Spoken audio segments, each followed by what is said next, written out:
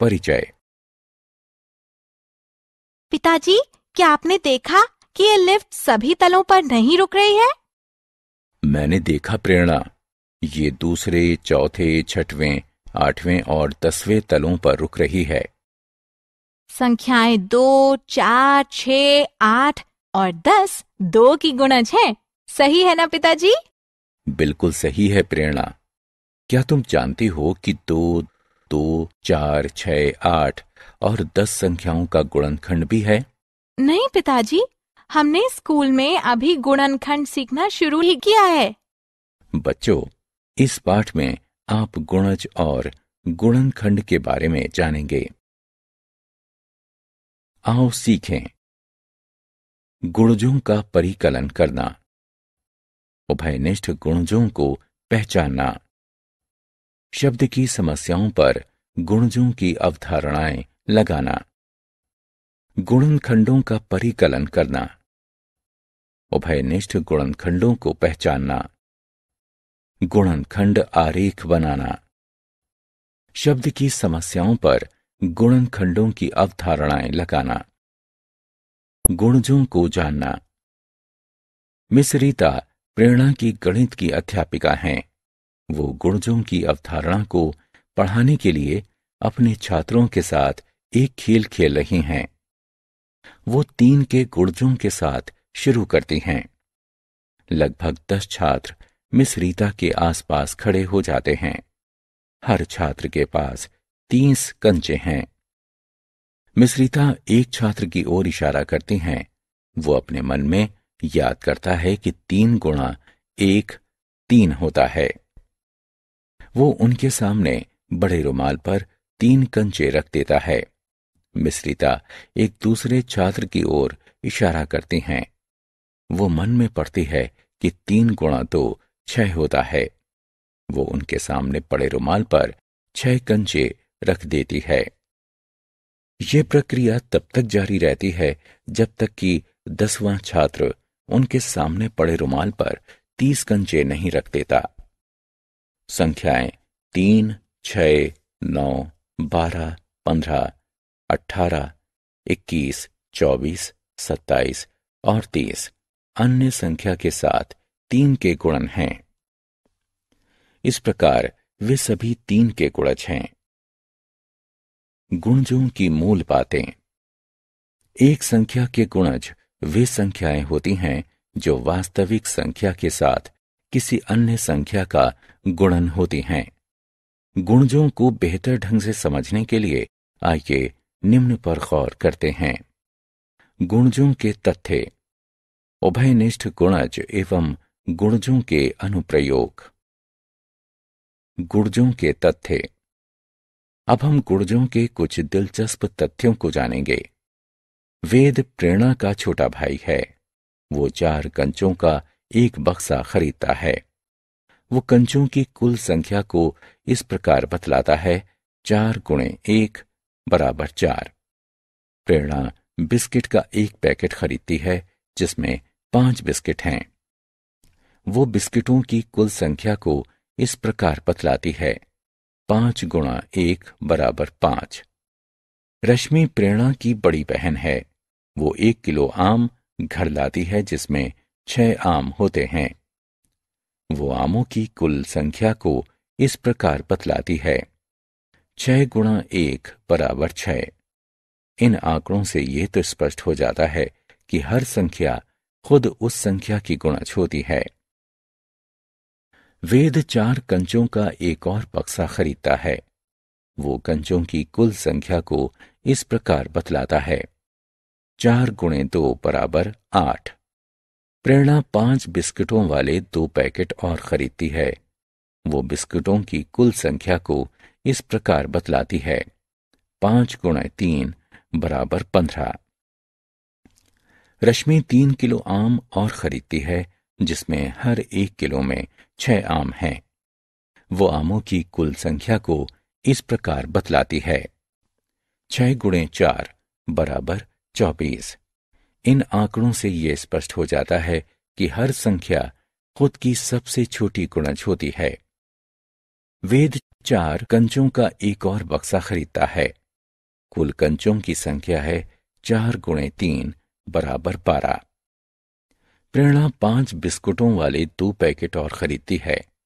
बिस्कुटों की कुल संख्या है 5 गुणे 5 बराबर 25।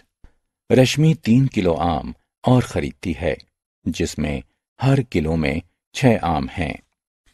अब आमों की कुल संख्या है 6 गुणे 7 बराबर 42। इन आंकड़ों से यह स्पष्ट हो जाता है कि एक संख्या के नए गुणजों को इस संख्या में एक नई संख्या से गुणा करके तैयार किया जा सकता है। इस तरह एक संख्या के अनंत गुणज होते हैं।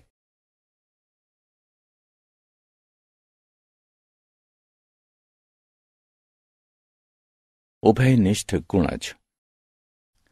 रीमा और प्रेरणा एक खेल खेल रही हैं। रीमा सड़क पर लाल रंग और हरी रंगों की कारों को गिनेगी। वो उन्हें 3 के गुणज के रूप में बताने का प्रयास करेगी।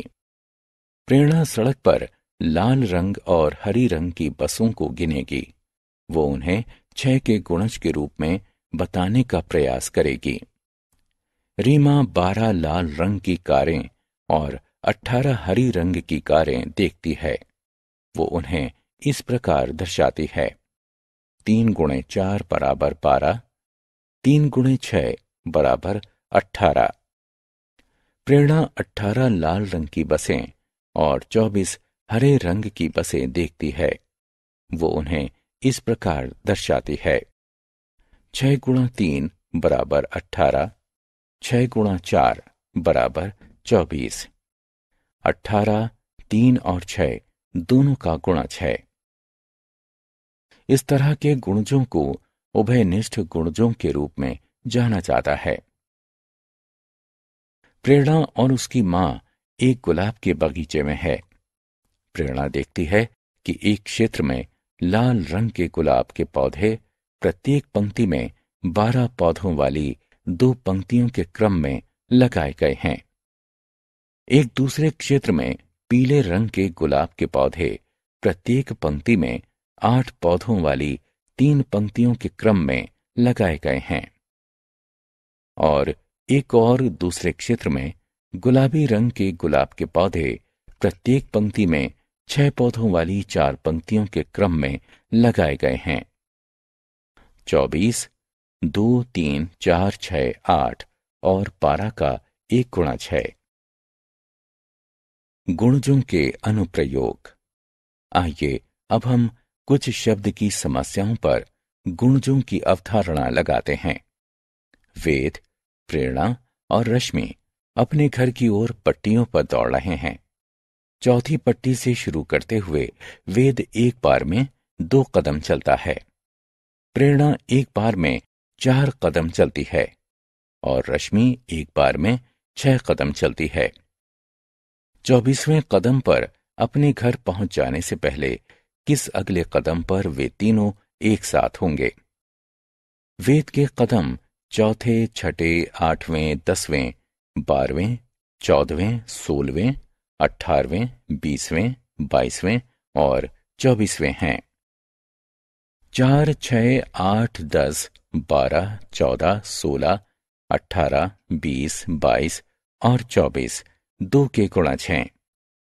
प्रेरणा के कदम 8वें, 12वें, 16वें, 22वें और 24वें हैं। 8, 12, 16, 20 और 24 4 के गुणज हैं। रश्मि के कदम 12वें, 18वें और 24वें हैं। 12, 18 और 24 6 के गुणज हैं। 12, 2, 4 और 6 का प्रथम उभयनिष्ठ गुणज है। इस तरह वे 12वें कदम पर मिलेंगे। आओ खेलें। सही विकल्पों को उठाकर रिक्त स्थानों की पूर्ति करें। गुणनखंडों को जानना। मिस रीता प्रेरणा की गणित की अध्यापिका गुणनखंडों की अवधारणा को समझाने के लिए अपने छात्रों के साथ एक और खेल खेल रही हैं। मिस रीता एक छात्र को बुलाती हैं और एक पहाड़ा सोचने के लिए उससे कहती हैं, जिसमें 12 एक गुणन के रूप में दिखाई दे। साथ ही वो उसे उस पहाड़े की संख्या अनुसार रखी हुई बहुत सी पीले रंग की गेंदों को उठाने के लिए कहते हैं। छात्र 2 पीले रंग की गेंदें उठाता है, अर्थात उसने 2 का पहाड़ा सोचा था। वो 4 और छात्रों के साथ इस अभ्यास को दोहराती हैं, जिसके परिणाम स्वरूप 2, 3, 4, 6 और 12 प्राप्त होते हैं, अर्थात 2, 3, 4, 6 और 12 12 के गुणज हैं। गुणनखंडों की मूल बातें। एक संख्या के गुणनखंड वे संख्याएं होती हैं जो वास्तविक संख्या को भाग देने से प्राप्त होती हैं तथा शेष शून्य होता है। गुणनखंडों को बेहतर समझने के लिए आइए देखते हैं। गुणनखंडों के तथ्य। उभयनिष्ठ गुणनखंड, गुणनखंड आरेख और गुणनखंडों के अनुप्रयोग। गुणनखंडों के तथ्य। आइए अब हम गुणनखंडों के बारे में कुछ दिलचस्प तथ्यों को देखते हैं। प्रेरणा अपने जन्मदिन पर उसकी मां को 10 लाल गुलाबों का एक गुच्छा देती है। प्रेरणा की मां उन सबको एक फूलों के गुलदस्ते में रख देती है। हम इस व्यवस्था को निम्नानुसार व्यक्त कर सकते हैं। 10 गुणा 1 बराबर 10। प्रेरणा की मां एक अलग व्यवस्था बनाने का प्रयास करती हैं। वो 10 फूलदानों में हर एक में एक गुलाब रखती हैं। हम इस व्यवस्था को निम्नानुसार व्यक्त कर सकते हैं। 1 गुणा 10 बराबर 10। 1 और 10 10 के गुणनखंड हैं। 1 प्रत्येक संख्या का गुणनखंड होता है। प्रत्येक संख्या उसका खुद का एक गुणनखंड होती है। प्रेरणा की मां एक और अलग व्यवस्था बनाने का प्रयास करती है। वो 5 फूलदानों में हर एक में 2 गुलाब रखती है। हम इस व्यवस्था को निम्नानुसार व्यक्त कर सकते हैं। 2 गुणा 5 बराबर 10। प्रेरणा की मां एक और अलग व्यवस्था बनाने का प्रयास करती हैं। वो 2 फूलदानों में हर एक में 5 गुलाब रखती हैं। हम इस व्यवस्था को निम्नानुसार व्यक्त कर सकते हैं। 5 गुणे 2 बराबर 10। 2 और 5 10 के भी गुणनखंड होते हैं। चूंकि और अधिक व्यवस्थाएं संभव नहीं है, अतः ये स्पष्ट है कि 10 के केवल 4 गुणनखंड 1, 2, 5 और 10 हैं। इस तरह हम कह सकते हैं कि एक संख्या के गुणनखंड सीमित होते हैं और एक संख्या स्वयं का सबसे बड़ा गुणनखंड होती है। उभयनिष्ठ गुणनखंड। प्रेरणा के दादाजी प्रेरणा को आइसक्रीम के लिए 5 रुपए देते हैं। वो आइसक्रीम की दुकान पर जाती है और 5 रुपए से अपनी पसंदीदा नारंगी आइसक्रीम खरीदती है। हम इसे इस तरह से बता सकते हैं। 1 गुणे 5 बराबर 5। 1 हफ्ते के बाद वो प्रेरणा को 10 रुपए देते हैं। इस बार वो 2 नारंगी आइसक्रीम खरीदती है। हम इसे इस तरह से बता सकते हैं। 2 गुणा 5 बराबर 10। अगले हफ्ते वो उसे 15 रुपए देते हैं। वो 3 नारंगी आइसक्रीम खरीदने का निर्णय लेती है। हम इसे इस तरह से बता सकते हैं। 3 गुणा 5 बराबर 15। ये स्पष्ट है कि 5, 5, 10 और 15 का एक गुणनखंड है। इस तरह के गुणनखंड उभयनिष्ठ गुणनखंड के रूप में जाने जाते हैं। गुणनखंड आरेख।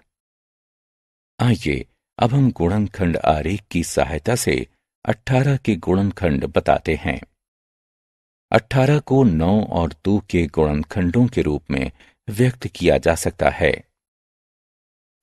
हम 18 से 2 शाखाएं खींचते हैं, एक को 9 के रूप में और दूसरी को 2 के रूप में चिन्हित करते हैं। 9 को 3 व 3 के गुणन के रूप में लिखा जा सकता है। हम 9 में से 2 शाखाएं खींचते हैं, दोनों को 3 के रूप में चिन्हित करते हैं। 3 को केवल 1 गुणा 3 के रूप में लिखा जा सकता है। 2 को केवल 1 गुणा 2 के रूप में लिखा जा सकता है। इसलिए हम इन गुणनखंडों को छोड़ देते हैं। 18 के लिए अब गुणनखंड आरेख तैयार है।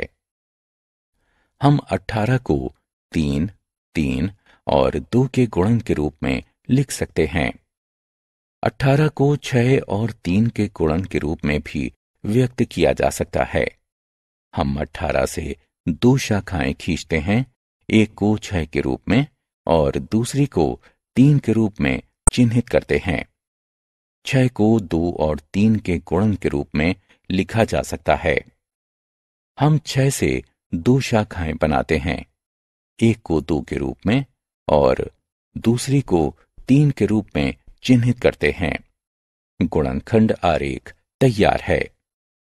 अब हम 18 को फिर से 2, 3 और 3 के गुणन के रूप में लिख सकते हैं।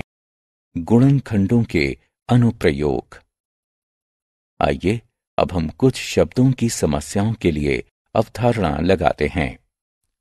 प्रेरणा के पास एक चार्ट पेपर है जो 4 फीट लंबा और 6 फीट चौड़ा है। उसे चार्ट पेपर पर तस्वीरें चिपकानी हैं। उसके पास हर तस्वीर अलग अलग आयामों की हैं। 2 feet by 2 feet, 3 feet by 3 feet और 2 फीट बाय 5 फीट। उन्हें काटकर छोटी किए बिना वो चार्ट पेपर पर किस आकार की तस्वीरें चिपका सकती है। आइए हम जांच करते हैं कि तस्वीरों के आयाम चार्ट पेपर के आयामों के गुणनखंड हैं अथवा नहीं।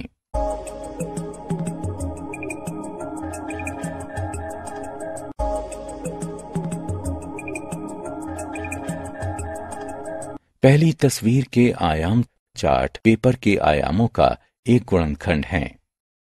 इस तरह प्रेरणा तस्वीरों को काटे बिना चार्ट पेपर पर 2 फीट बाय 2 फीट के आयामों की तस्वीरें चिपका सकती है।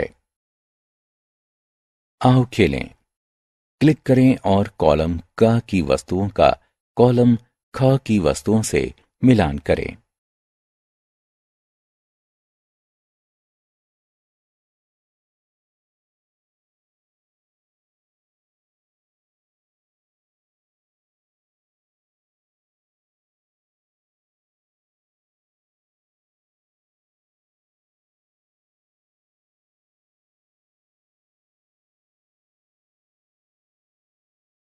हमने क्या चर्चा की? एक संख्या के गुणज वे संख्याएं होती हैं जो वास्तविक संख्या के साथ अन्य संख्याओं का गुणन होती हैं। प्रत्येक संख्या खुद का सबसे छोटा गुणज होती है। एक संख्या के अनंत गुणज होते हैं। उभयनिष्ठ गुणज वे संख्याएं हैं जो एक से अधिक संख्याओं के गुणज होते हैं।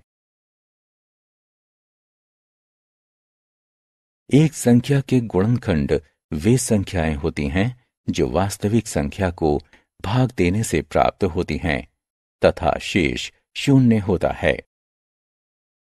प्रत्येक संख्या खुद का सबसे बड़ा गुणनखंड होती है। एक संख्या के गुणनखंड सीमित होते हैं। उभयनिष्ठ गुणनखंड वे संख्याएं हैं जो एक से अधिक संख्याओं के गुणनखंड हैं। एक संख्या के गुणनखंडों को गुणनखंड आरेख की सहायता से व्यक्त किया जा सकता है।